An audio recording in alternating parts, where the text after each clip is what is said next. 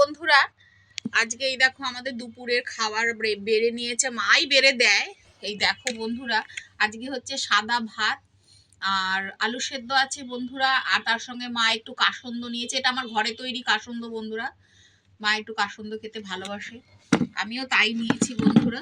আলু নিয়েছি, ভাত নিয়েছি, কিন্তু কাসন্দ আমি খাইনি, সর্ষের তো আমার আবার গ্যাস হয়ে যায়। আর এই যে চারা মাছের ঝোল করেছি, চারা বাটা মাছের ঝোল করেছি বন্ধুরা আলু দিয়ে। এটাই আজকে আমাদের খাওয়া দুপুরে। খাওয়া শুরু করো, তুমি শুরু করো, খাওয়া শুরু করো। আর কাসন্দটা খেয়ে দেখো, অবশ্য ভিনিগার দেওয়া আছে কাসন্দর মধ্যে। কি হলো, কি লাগলো?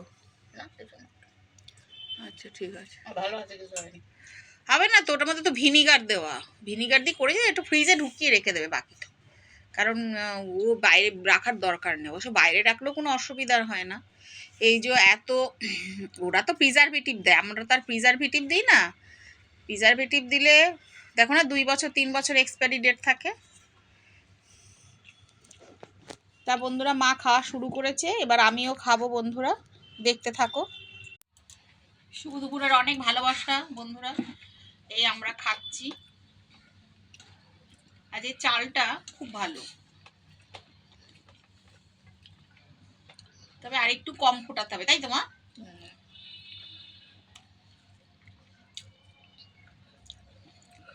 আবার চালের দাম বেড়ে যাচ্ছে,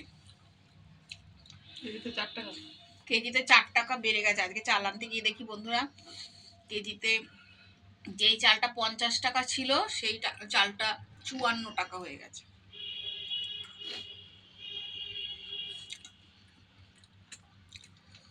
আমরা অত বেশি দামি চাল খাই না বন্ধুরা,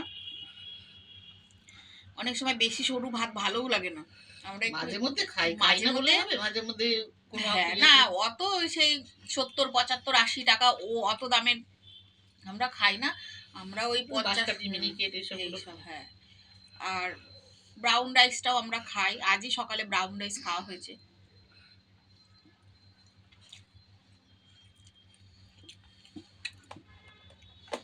খাবো তো দুটো মানুষ, ভালো মন্দ মিলিয়েই খাই, আবার মোটা চালও খাই, কোনো ঠিক নেই আমাদের।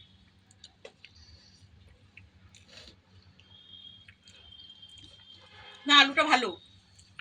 দোকানদার বললো না যে আপনি এই আলুটা খেলে ভালো লাগবে। এই আলুটা 20 টাকা কেজি নিল, আর এমনি যেটা আমাদের দেশি আলু উঠেছে সেটা বললো 14 টাকা কেজি। আলুর তফাৎ আছে নিশ্চয়ই। বাবা, এখন ওইটা এনেছে 14 টাকা কেজি আনবে।